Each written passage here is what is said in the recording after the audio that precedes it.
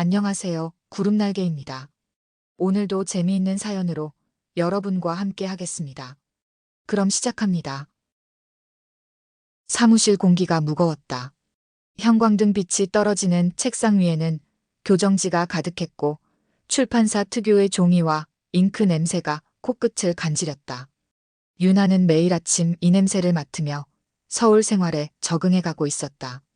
시골에서 자란 내성적인 성격 탓에 대도시의 빠른 템포는 여전히 낯설었지만 책을 좋아하는 유나에게 출판사는 꿈의 직장이었다. 고등학교를 졸업하고 서울로 올라와 작은 출판사에 취직한 지 벌써 1년. 보잘것없는 업무지만 출판계에서 일한다는 자부심만으로 버텼다. 유나 씨, 교정 끝났어? 팀장님 기다리신다며. 옆자리 선배의 말에 유나는 고개를 끄덕였다. 겉으로는 아무렇지 않은 척했지만 속은 타들어갔다. 교정을 3번이나 봤는데도 또 놓친 실수가 있을까봐. 소심한 유나를 여직원들은 가만두지 않았다. 근데 오늘 회식 개모임 있는 거 알지? 빠지면 안 돼, 알았지? 네. 유나는 작게 대답했다. 이른바 회식 개모임은 단순한 친목 모임이 아니었다. 선배들의 뒷담화와 은근한 따돌림이 오갔고 빠지면 다음 날 더 심한 눈총을 받았다. 유나가 교정지를 들고 팀장실로 향하는데 누군가 불렀다. 유나 씨, 이거 교정 좀 봐주세요. 같은 부서 입사 동기인 준영이었다. 나이는 더 많았지만 경력이 없어 유나와 같은 해에 입사했다. 작가님이 급하게 수정 요청하신 건데 내가 봐도 뭐가 문제인지 모르겠어. 그 순간 여직원들이 몰려왔다.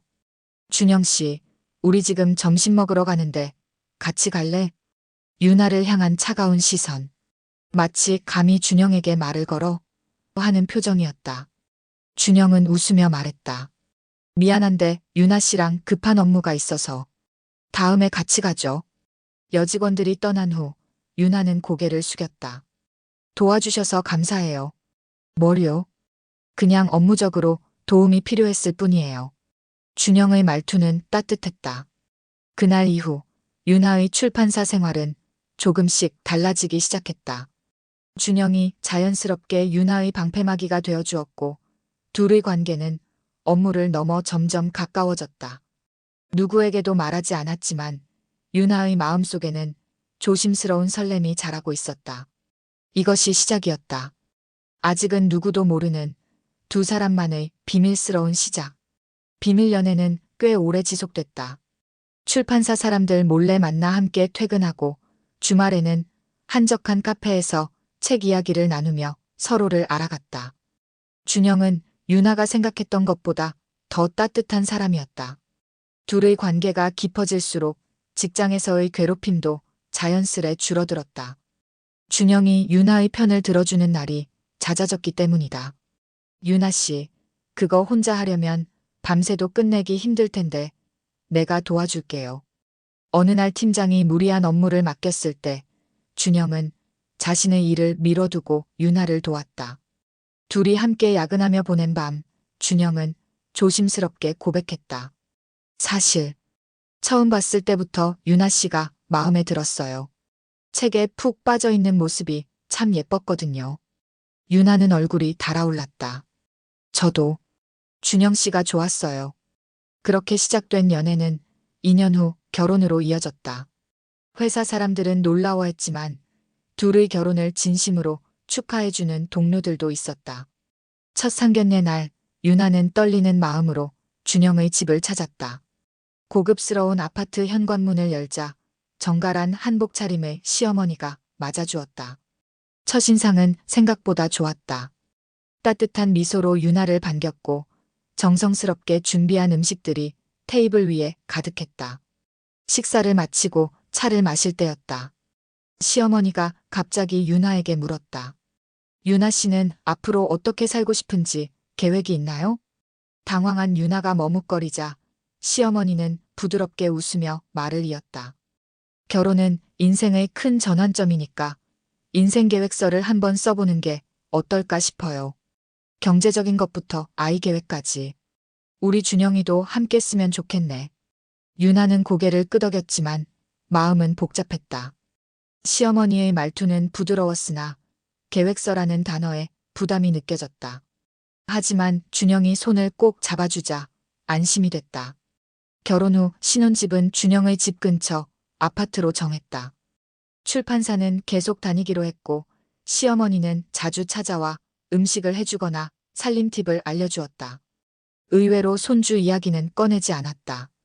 오히려 유나의 커리어를 응원해주는 모습에 감동했다. 요즘 젊은 사람들은 자기 삶도 중요하지. 아이는 둘이 준비됐을 때 가져도 충분해. 시어머니의 이 말에 유나는 처음으로 마음을 열었다. 시어머니는 유나가 생각했던 전형적인 모습과 달랐다. 같은 여자로서 유나를 존중해주는 모습이 고마웠다. 3년이 그렇게 평온하게 흘러갔다. 어느 가을날이었다. 단풍이 물든 공원 벤치에 유나와 시어머니가 나란히 앉았다. 시어머니는 종종 유나를 불러내 이런 시간을 가졌다. 처음엔 어색했지만 이제는 편안한 사이가 되었다. 그날도 평소처럼 일상 대화를 나누고 있었다. 유나야, 너희 출판사에서 요즘 어떤 책을 내니? 유나는 새로 나온 소설책에 관해 이야기했다. 시어머니는 관심 있게 들었다. 그러다 갑자기 시어머니의 표정이 변했다. 마치 오래 묻어둔 이야기를 꺼내려는 듯한 무거움이 느껴졌다. 유나야, 내가 하나 말해줄 게 있어. 유나는 시어머니를 바라봤다. 평소와 다른 진지한 목소리에 긴장이 됐다. 남자는 믿지 마라. 갑작스러운 말에 유나는 당황했다. 시어머니는 먼 산을 바라보며 천천히 말을 이었다. 내 남편, 그러니까 준영이 아버지 말이다. 우리가 결혼한 지 5년쯤 됐을 때였어. 갑자기 늦은 귀가가 잦아졌지. 회사 일이 바빠졌다더라. 처음엔 그저 그런가 보다 했어. 시어머니의 눈가에 주름이 깊게 패였다. 유나는 조심스럽게 물었다. 그런데요? 어느 날 양복 안주머니에서 호텔 영수증이 나왔어. 남편은 출장이라 했는데 그 호텔은 우리 집에서 30분 거리였지. 바람이 불어 낙엽 몇 장이 날아갔다. 시어머니는 한숨을 내쉬었다. 난 바보처럼 모른 척했어. 아이도 있었고 체면도 있었으니까. 그렇게 10년을 더 살았지. 준영이 아버지가 돌아가시기 전까지. 유나는 어떤 말도 할 수 없었다. 시어머니는 유나의 손을 꼭 잡았다. 우리 준영이는 아버지와 달라. 하지만 세상 남자들은 다 똑같아. 내 딸처럼 생각하는 너에게 이런 고생은 시키고 싶지 않아서 말해주는 거야. 집으로 돌아오는 길, 유나의 마음속에 작은 불안이 싹 텄다. 집에 도착하니 준영은 아직 퇴근하지 않았다. 유나는 시어머니의 말을 떠올리며 창밖을 바라봤다. 그날 이후로 준영을 바라보는 시선이 조금씩 달라졌다. 아무 이유 없이 문자를 확인하고 싶은 충동이 들었고 늦게 들어오는 날이면 어디 있었는지 물어보고 싶었다. 하지만 유나는 그런 모습을 보이지 않으려 애썼다. 시어머니의 말은 그저 과거의 상처일 뿐 준영과는 상관없다고 자신을 다독였다. 그러나 불안은 쉽게 사라지지 않았다. 마음속 깊은 곳에서 의심의 씨앗이 자라기 시작했다. 시어머니의 경고가 자꾸만 귓가에 맴돌았다. 남자는 믿지 마라. 준영의 귀가 시간이 점점 늦어지기 시작한 건 그로부터 한 달 후였다. 처음엔 프로젝트가 새로 들어와 바쁘다는 설명에 유나도 이해했다. 출판업계도 마감이 닥치면 밤샘은 당연한 일이었으니까. 하지만 야근이 일주일, 2주일로 늘어나면서 유나의 마음속 불안은 커져갔다. 오늘도 늦어? 도시락이라도 싸갈까? 유나가 물었다. 준영은 머리를 극적이며 웃었다. 아니야, 회식이 있어서. 선배들이랑 술 한잔 하려고. 그러곤 재빨리 양복을 입고 서류 가방을 들었다. 문을 나서는 준영의 뒷모습을 바라보며 유나는 시어머니의 말이 떠올랐다. 남자는 믿지 마라. 머릿속에서 지워버리려 해도 자꾸만 떠오르는 그 말. 유나는 휴대폰을 들어 준영의 위치를 확인하고 싶은 충동을 간신히 참았다. 그날 밤 침대에 누워 잠을 청하는데 자정이 넘어서야 현관문이 열렸다. 술 냄새를 풍기며 들어온 준영은 화장실에 들어가 샤워를 했다. 유나는 잠든 척했다. 준영이 샤워하는 동안 평소라면 하지 않았을 행동을 했다. 침대에서 일어나 준영의 서류 가방을 열어보았다. 가방 안쪽 지퍼칸에서 호텔 영수증과 함께 개봉된 콘돔 포장지가 나왔다. 심장이 멎는 듯했다. 숨이 제대로 쉬어지지 않았다. 유나는 증거물을 원래 자리에 넣고 침대로 돌아왔다. 샤워를 마친 준영이 들어와 옆에 누웠지만 유나는 한숨도 자지 못했다. 다음 날부터 유나는 조용히 증거를 모으기 시작했다. 준영의 휴대폰을 몰래 확인하고 신용카드 내역을 살폈다. 호텔 영수증은 꾸준히 나왔고 낯선 여자와 주고받은 문자도 발견했다. 그 여자는 같은 출판사 신입사원이었다. 유나가 힘들 때 함께 해주었던 준영이 이제는 다른 여자에게 똑같은 말을 하고 있었다. 유나는 아무 말도 하지 않았다. 이상할 정도로 침착했다. 몰래 별도의 통장을 만들어 돈을 모으기 시작했고 증거도 차곡차곡 모았다. 하루는 출판사 근처 카페에 앉아 준영의 퇴근을 지켜봤다. 예상대로 그는 신입사원과 함께 나와 택시에 올랐다. 그날 밤 유나는 시어머니에게 전화했다. 어머니, 잠시 뵐 수 있을까요? 공원 벤치에서 만난 시어머니는 유나의 얼굴을 보자마자 알아챘다. 일이 터졌구나. 유나는 고개를 끄덕였다. 눈물은 나오지 않았다. 이미 며칠 밤을 울며 지새웠기 때문이다. 어떻게 알게 됐니? 시어머니가 물었다. 호텔 영수증이요. 어머니가 말씀하셨던 것처럼. 유나의 목소리는 담담했다.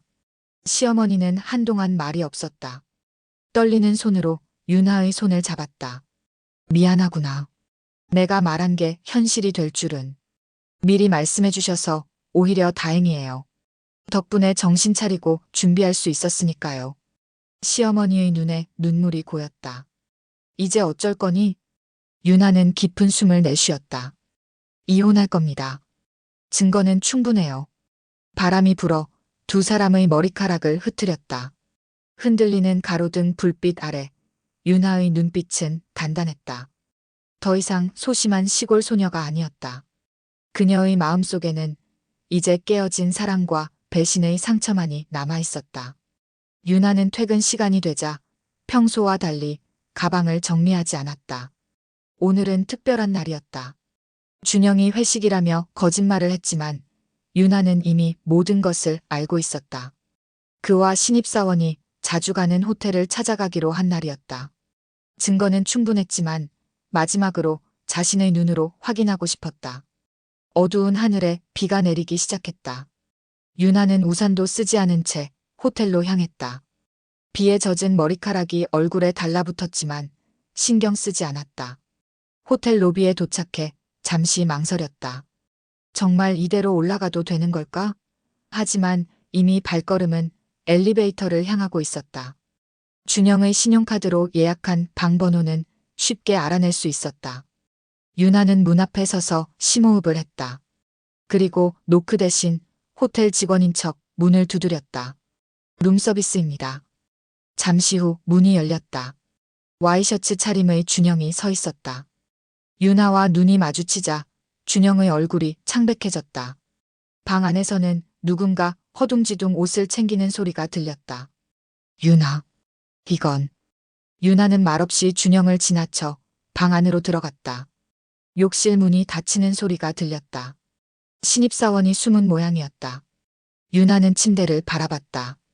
흐트러진 이불과 바닥에 떨어진 여자의 귀걸이.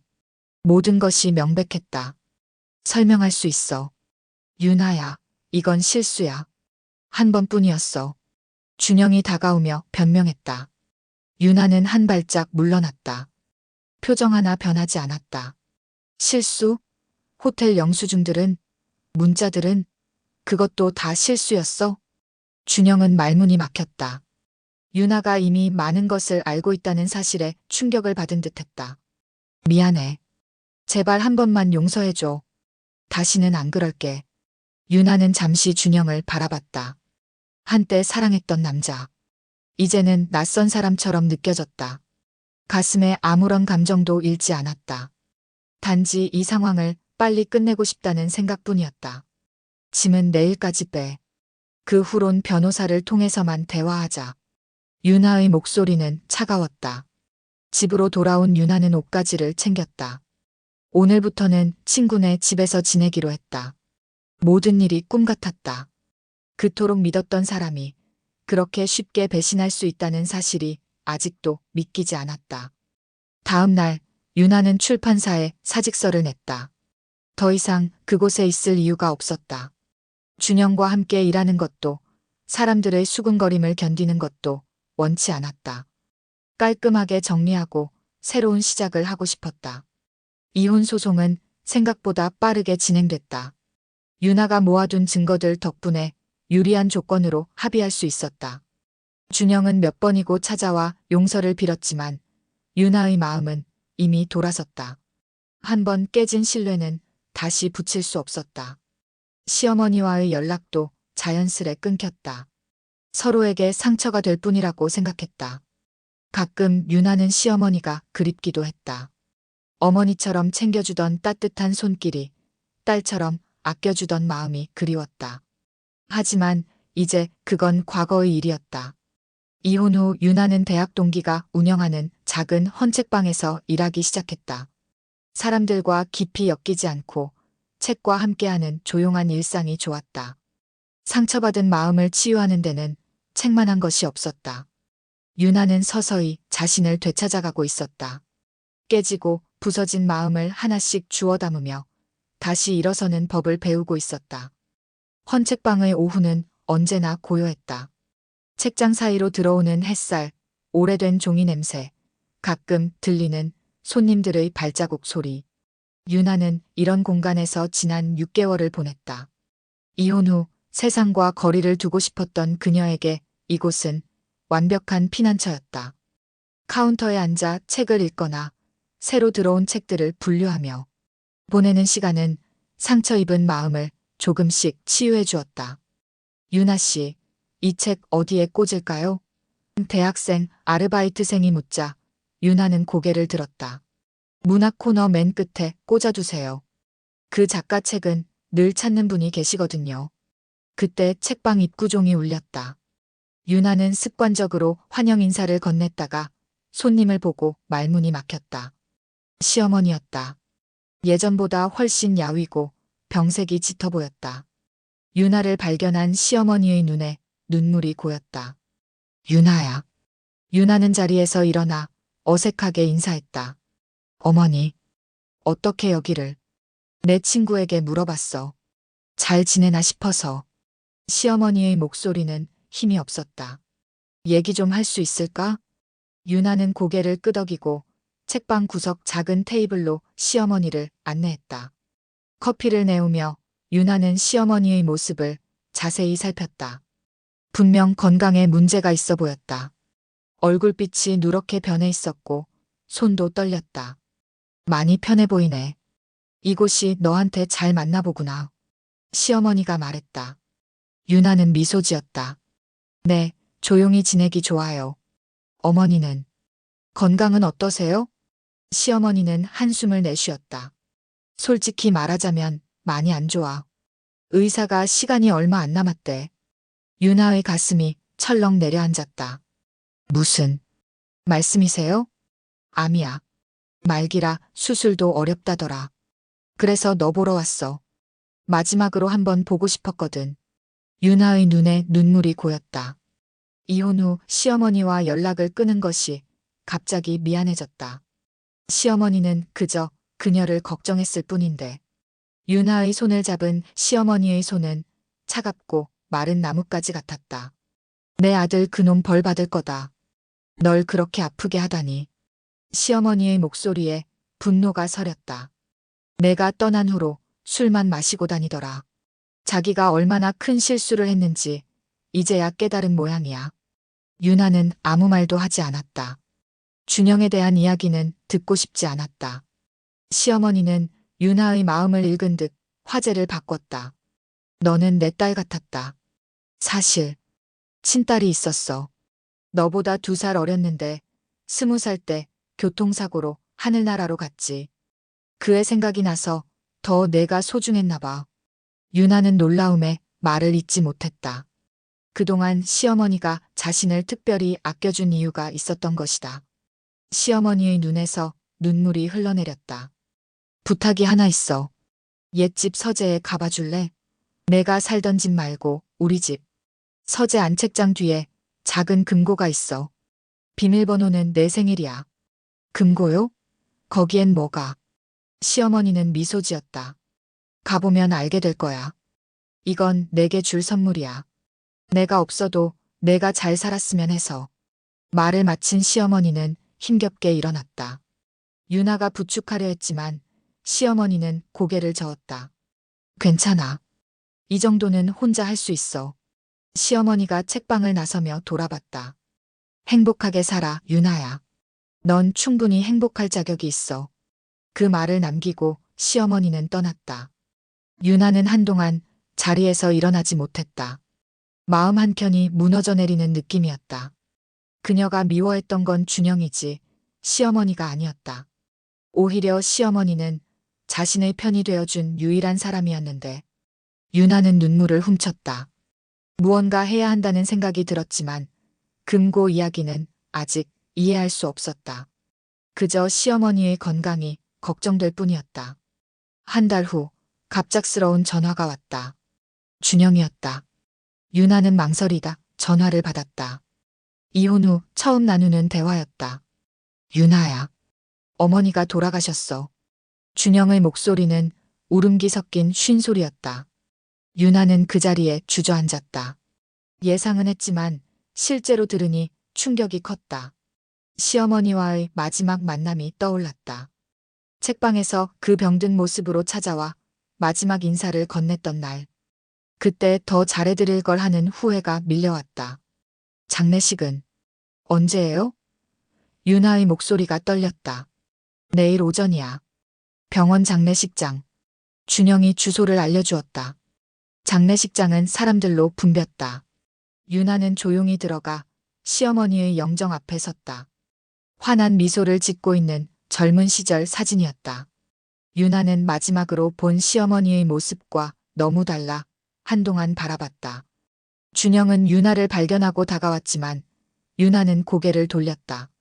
그를 볼 준비가 되어 있지 않았다. 장례를 마치고 유나는 시어머니의 마지막 부탁을 떠올렸다. 서재의 금고. 지금이라도 가봐야 할 것 같았다. 택시를 타고 시어머니의 집으로 향했다. 그곳에서 준영과 마주칠까 걱정되었지만 장례식장에서 준영이 친척들과 함께 있는 것을 봤기에 괜찮을 거라 생각했다. 집 열쇠는 없었지만 시어머니가 항상 화분 밑에 여분 열쇠를 두었던 것이 생각났다. 다행히 그곳에 열쇠가 있었다. 떨리는 손으로 문을 열고 들어갔다. 집안은 조용했다. 시어머니의 흔적이 그대로 남아 있었다. 거실 테이블 위에는 반쯤 마신 차가 놓여 있었고 소파에는 뜨개질감이 널브러져 있었다. 마치 잠시 나갔다가 곧 돌아올 것처럼. 서재로 들어간 유나는 책장을 살폈다. 어떤 책장인지 확실하지 않았다. 방 안에는 3개의 큰 책장이 있었다. 한참을 살피다 한쪽 구석 책장이 벽과 약간 떨어져 있는 것을 발견했다. 조심스럽게 책장을 당겨보니 뒤쪽 벽에 작은 금고가 보였다. 시어머니가 말한 그것이었다. 비밀번호는 자신의 생일이라고 했다. 유나는 떨리는 손으로 6자리 숫자를 눌렀다. 딸각 소리와 함께 금고가 열렸다. 안에는 현금 뭉치와 몇 개의 귀금속, 그리고 봉투 하나가 있었다. 봉투를 열어보니 짧은 글이 적힌 종이가 들어있었다. 유나에게. 너는 내 딸 같았다. 가진 게 이것뿐이라 미안하다. 부디 이걸로 다시 시작하렴. 내 꿈을 이룰 수 있기를. 언제나 내 곁에서 지켜볼게. 사랑한다, 내 딸. 유나의 눈에서 눈물이 흘러내렸다. 현금을 세어보니 5천만 원이 넘었다. 귀금속도 상당한 가치가 있어 보였다. 시어머니가 평생 모은 것일까? 아니면 준영의 아버지에게서 받은 것일까? 갑자기 이 돈을 받아도 되는지 망설여졌다. 그때 뒤에서 목소리가 들렸다. 가져가. 준영이었다. 유나는 깜짝 놀라 돌아봤다. 준영은 문간에 서서 유나를 바라보고 있었다. 어머니가 생전에 말씀하셨어. 이건 너를 위한 거라고. 내가 아닌 너에게 주려고 평생 모으신 거래. 준영의 눈에도 눈물이 고여 있었다. 유나는 말없이 고개를 숙였다. 준영은 한 발 더 다가왔다. 유나야, 미안해. 정말 미안해. 내가 얼마나 큰 실수를 했는지. 유나는 손을 들어 준영의 말을 막았다. 이제 와서 사과해도 달라지는 건 없어요. 우린 이미 끝났잖아요. 알아. 그래도 이 말은 하고 싶었어. 넌 내 인생에서 가장 소중한 사람이었는데 내가 다 망쳤어. 유나는 봉투와 현금을 가방에 넣고 일어섰다. 준영과 눈이 마주쳤다. 한때 사랑했던 사람, 지금은 낯선 이방인이 된 사람. 시어머니께 감사하다고 전해주세요. 그리고 잘 지내요. 유나는 준영 곁을 지나 서재를 나왔다. 집을 나서는 순간 마음이 이상하게 가벼워졌다. 마치 오랜 짐을 내려놓은 듯한 느낌. 유나는 하늘을 올려다봤다. 어딘가에서 시어머니가 자신을 지켜보고 있을 것 같았다. 고마워요, 어머니. 이제 정말 새로운 시작을 할 수 있을 것 같아요. 그 마음을 담아 유나는 하늘에 미소 지었다. 시어머니의 유산을 받은 지 반년이 지났다. 유나는 더 이상 헌책방에서 일하지 않았다. 골목길 구석, 작은 공간을 임대해 자신만의 독립출판사 다시 봄을 열었다. 처음엔 두려움도 있었지만 출판사에서 일했던 경험과 헌책방에서 만난 사람들이 큰 힘이 되었다. 이번에 나온 시집은 정말 좋더라고요. 다음엔 또 어떤 책이 나올지 기대돼요. 단골 손님의 말에 유나는 미소 지었다. 작은 출판사지만 유나가 직접 고른 책들은 점점 입소문을 타기 시작했다. 특히 신인 작가들의 첫 책을 내는 일에 보람을 느꼈다. 출판사 한쪽에는 작은 카페 공간도 마련했다. 책을 읽거나 글을 쓰는 사람들이 모여 이야기를 나누는 곳이 되었다. 가끔은 시어머니 생각이 났다. 서가를 정리하거나 새 책의 표지를 고를 때면 시어머니가 곁에서 지켜보는 것 같았다. 그녀의 마지막 선물이 유나의 삶을 완전히 바꿔놓았다. 상처와 배신으로 다쳤던 마음이 다시 열리고 꿈꾸던 일을 하게 된 것이다. 다음 주에는 독서 모임을 열어볼까 해요. 관심 있으시면 참여해보세요. 유나는 손님에게 말했다. 예전의 소심했던 자신은 온데간데 없고 이제는 사람들과 소통하는 것이 즐거웠다. 아픔이 있었기에 더 단단해질 수 있었다. 유나는 창밖을 바라보며 깊은 숨을 들이마셨다. 봄날의 햇살이 따스했다. 고마워요, 어머니. 유나는 마음속으로 속삭였다. 눈시울이 붉어졌지만 이번엔 슬픔이 아닌 감사의 눈물이었다. 그녀의 인생에 봄이 다시 찾아온 것이다. 오늘의 이야기는 여기까지입니다. 여러분의 구독과 좋아요는 영상 제작에 큰 힘이 됩니다. 구독과 좋아요 부탁드립니다.